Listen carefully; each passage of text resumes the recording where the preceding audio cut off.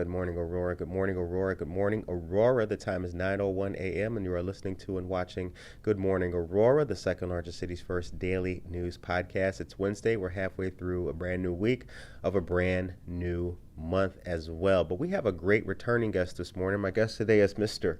Phillip Edward Van Lear. How are you, sir? I am well, man. Blessed and highly favored. How are you, brother? I'm all right. It's good to see you again. Good to see you. It's been a long time. It's been a long time. It's been 2 years. 2 years? Yeah. That's crazy. Yes, it is. A lot has changed in between the 2 years, but before we continue to go, you are a producer, you are a director, you're an actor, you're many things. So once again, I'm glad to have you back on the program. Yeah, as well as a father and grandfather, too. Of course.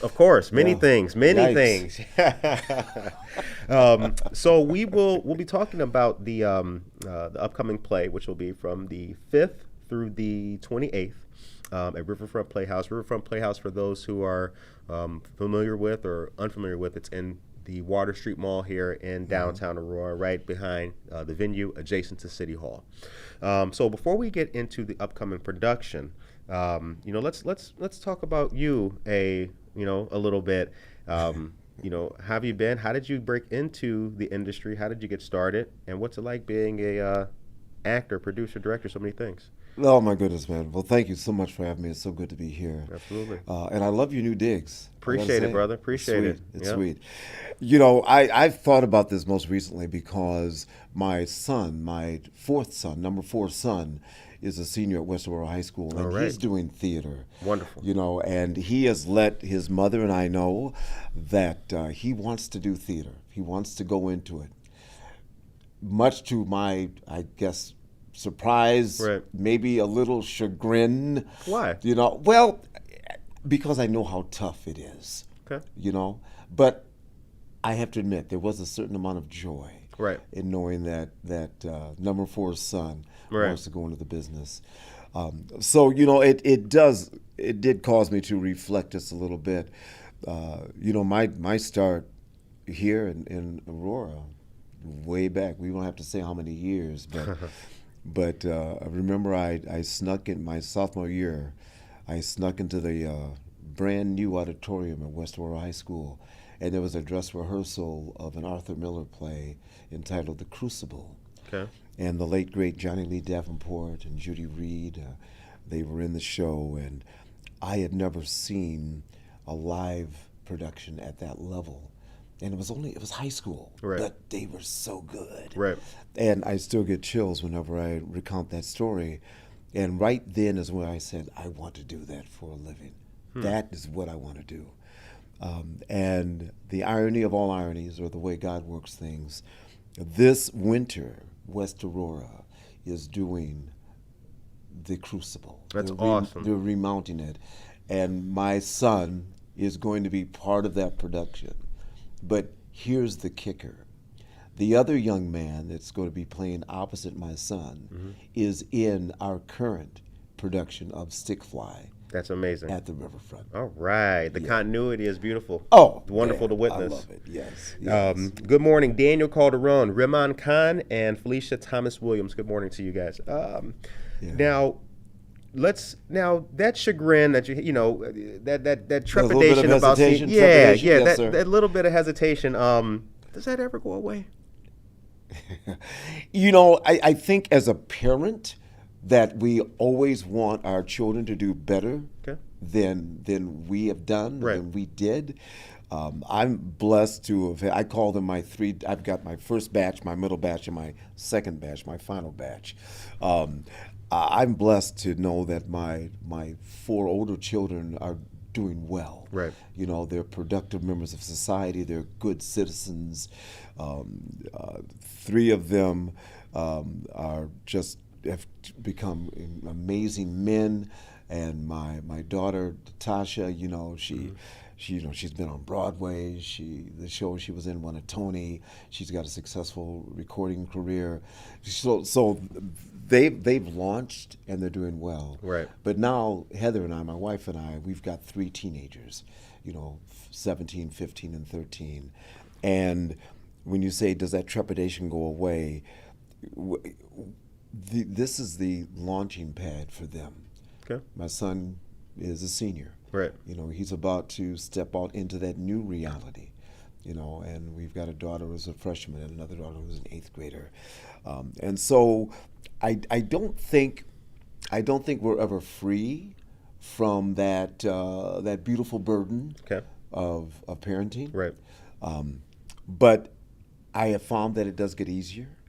You know, as the saying goes, this isn't my first rodeo. Right. You know, I've been there with 4 others. Right. So this it's different. It's hard in other ways, more specific to right now. Sure.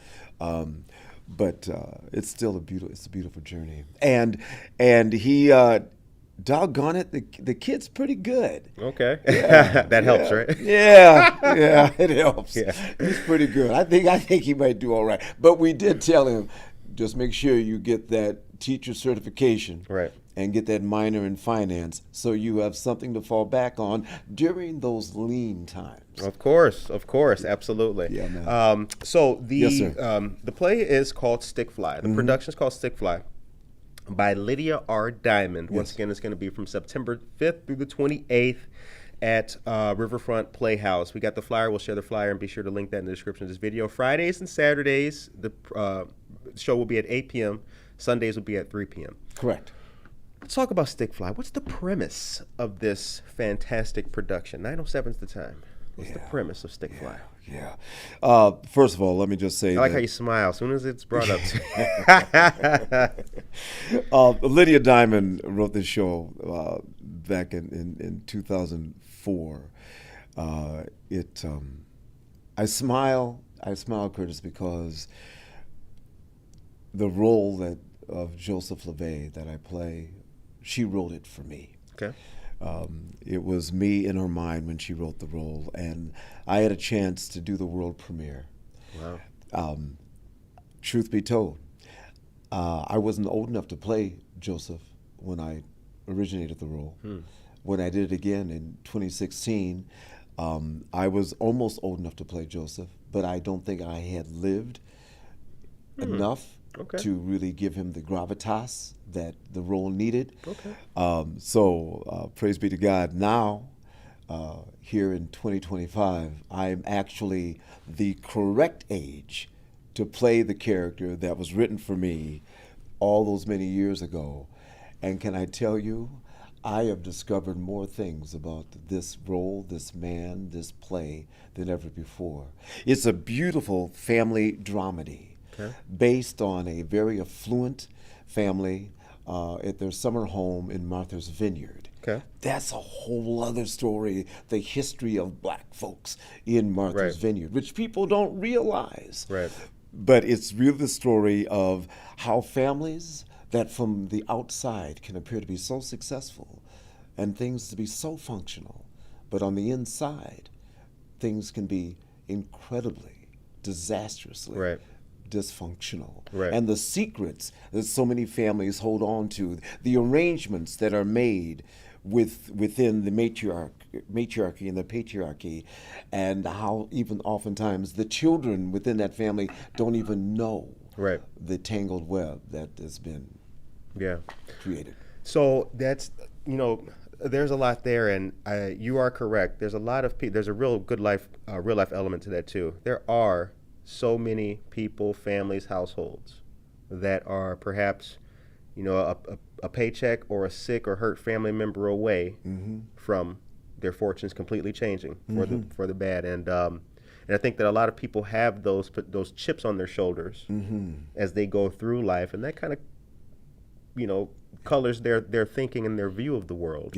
I do like the fact that Martha's Vineyard and all of its, known elegance and splendor, that kind of story is told here at a local level too. I think that's very powerful. Well, Martha's Vineyard has an interesting history because, there's been black folks on Martha's Vineyard since the early 1700s. Really? Yes. And yes, many were there as enslaved peoples. Okay, but there was also an indigenous population on Martha's Vineyard. But because it's being located 90 miles off the coast of Boston, it was a port for the world. Exactly. So there were seafarers from all over the world. And obviously, where men are and women are, children follow. Right. So there was intermarriage all over the place at Martha's Vineyard. Right. But what some people don't realize is that the first black family, established black family there, were freed slaves from the state of Virginia who came to Martha's Vineyard, the Sanders family. Okay. They set up home on the bluffs, which is still the enclave on Martha's Vineyard where most African Americans are. Okay. It's called Oak Bluffs. They settled there. They built a huge home, and that became almost a hostel. It became a place where other black families would come to the vineyard and would be able to get a feel for the vineyard. They could stay with the Saunders. Some left. Many would come and return. Yep. Okay, so yeah, it's got a rich history. The play settles around the Whitcomb family, who was one of the families that had been there for more than almost 4 generations. Okay, and they settled on the vineyard. They were a mixed race family, French, Nigerian, and Spanish. Okay, and my character, Joseph LeVay, married into the Whitcomb family. The Whitcomb family had very little liquid money, but my character is a neurosurgeon. So for 40 years, Joseph LeVay has been bankrolling this established Whitcomb family. But with that luxury, with that affluence and influence, comes that burden of class. And that's really one of the through lines of the play, the dichotomy of class and race, and how so many people think that, well, once you have enough money, race doesn't matter. Or once you have enough money, class. No, there's always the intermingling. Always. That is so very true. And I think that that's been somewhat of a shock for large amounts of people through history. I think that there's been a lot of times in our American society where folks wanted to have their perhaps enclave. Yes.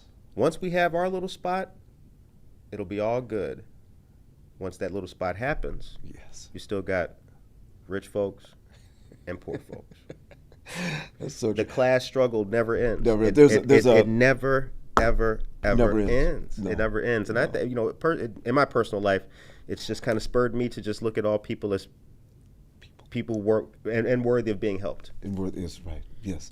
There's a line in the play where the character Taylor, who is the girlfriend of one of my sons, in the play, and she's talking about an incident she had in college, and she says, "Well, class doesn't matter." I said, "Well, no, of course it matters." Of course. And I say to her, I said, no. Actually, the line is, "Dear, your mama raised you better than that." Right. Okay. This house has been full of octoroons and quadroons for over 3 generations. And don't you know that our loving white neighbors wouldn't rather we move over to the bluffs with the other Negroes? Now, we're as wealthy, if not wealthier, than many of our neighbors. Right. But they would still rather we be over there than next to them. Isn't life great? And I'm telling you, these are those nuggets. Yes. Yeah. Once you realize and see that, the world looks a whole lot different. Yeah, it really does. Yeah. It really does. 9:14 is the time. Ruth Maisonette is here. Good morning, Ruth. Tracy Duran and Aisha Saxon. She says, "Good morning, Mr. Van Lear." Good morning. Jen Ingram is here. Good morning, neighbors. Right back to you, Jen Ingram. 9:14 is the time. I want to take a look at the flyer. Okay. There's a quote on the flyer I wanted to ask you about real quick. Yes. It says, "Look, baby, you just have to look at everyone like they're bugs under a microscope, like ants. Figure out the patterns." Now, when I do that, I get accused of being mean and looking at people like ants. What's the strength of this, and how does that overview again augment what we're talking about with Stick Fly class and the production? It's a line from one of from Taylor, entomologist, and she studies bugs. Right. And her mother said that to her when she was having a difficult time in school because her mother had high expectations, and the educational system was somewhat biased because she was a little black girl. Right. And a little black girl, it's okay to be mediocre. Right. You know, and her mother said, no, it's not. It's right. not okay to be mediocre.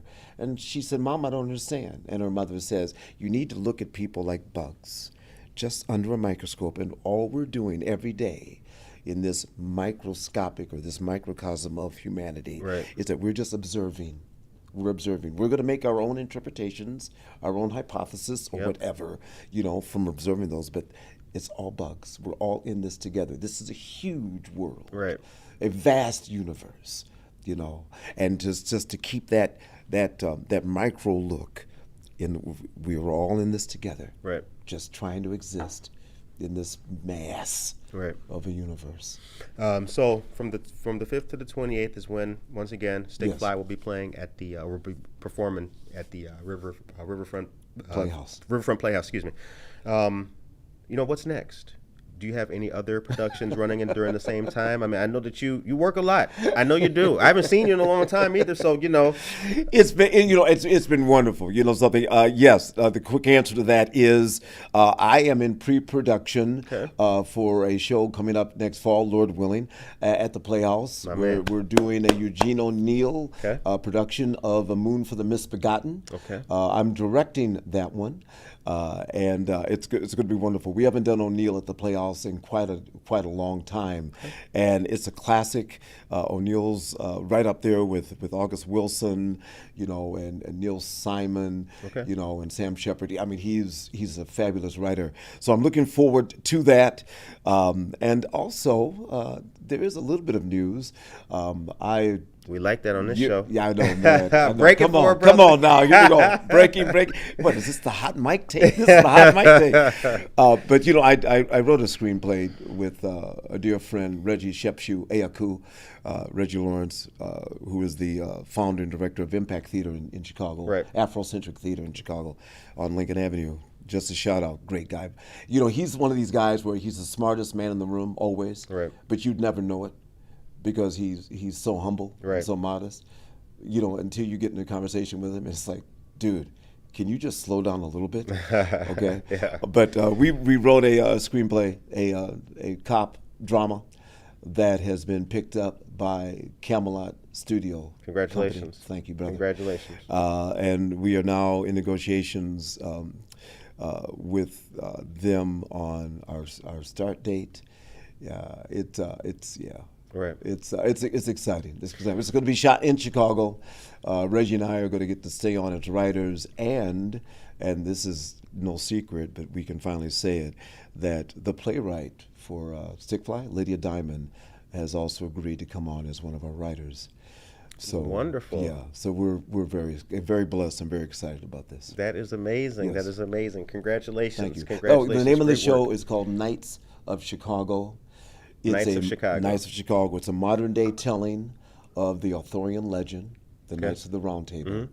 So I've taken all of those characters, Lancelot, Arthur, Percy, Gwendolyn, Morgan, and given them modern day personas. Cops.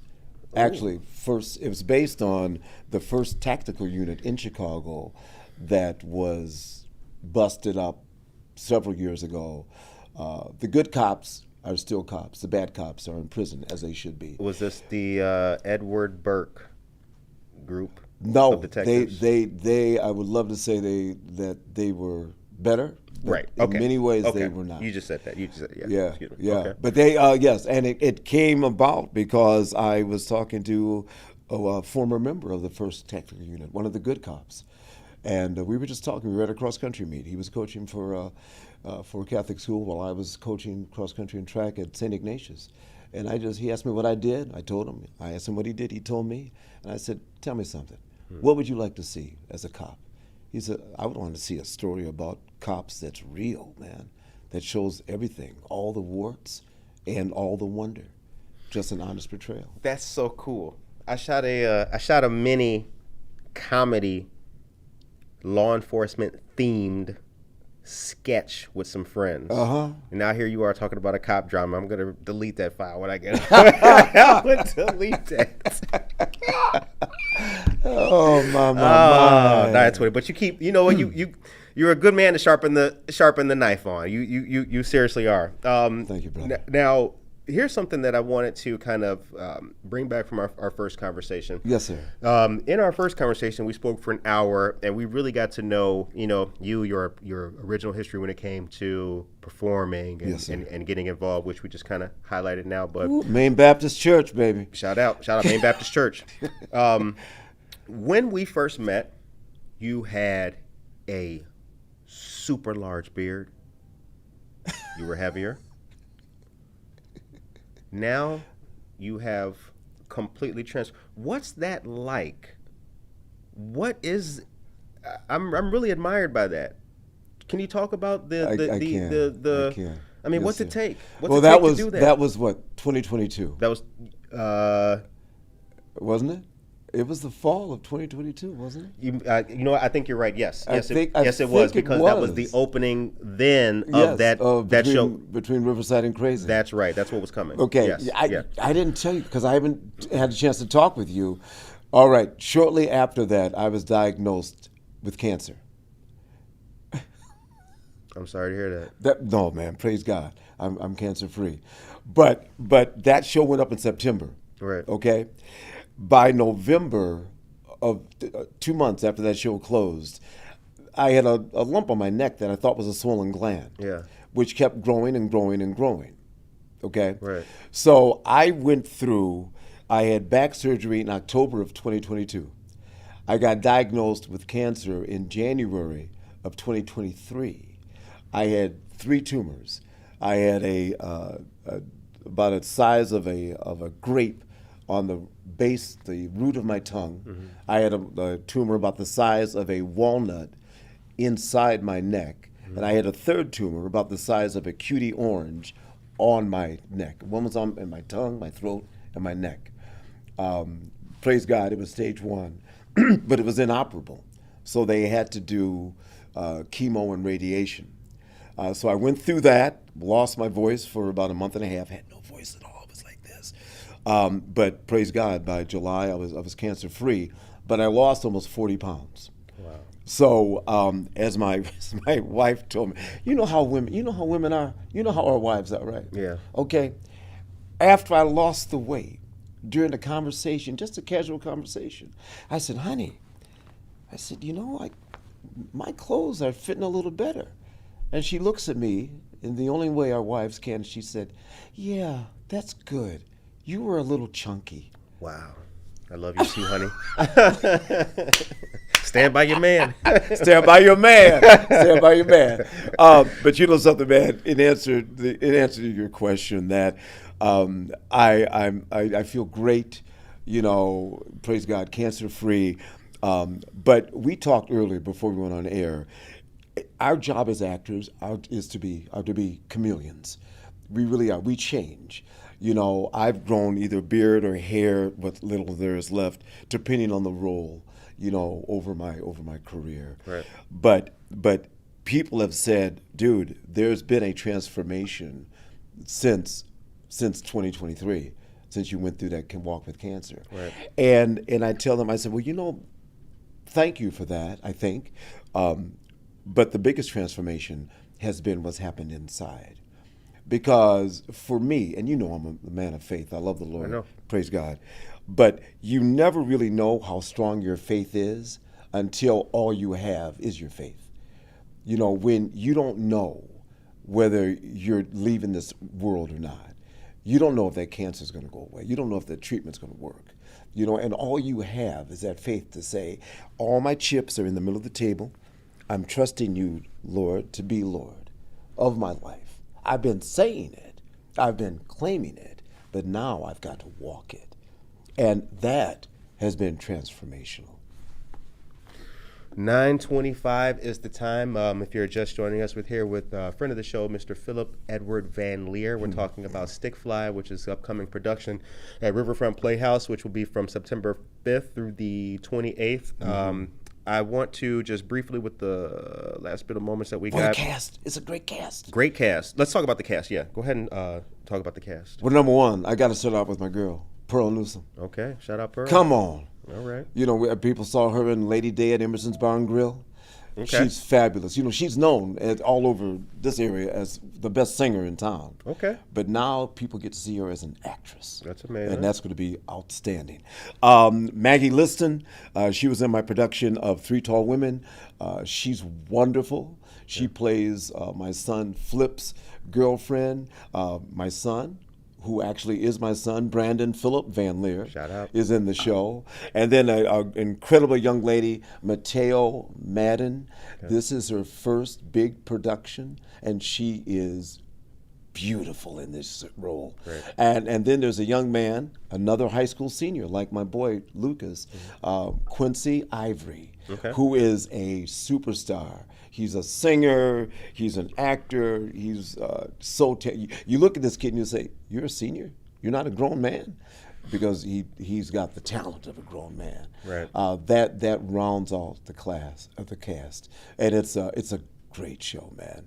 Amazing cast. And Gary Puckett, you know, my dear brother, you know, who we've been friends for, oh my goodness, over 50, almost 50 years. Wow.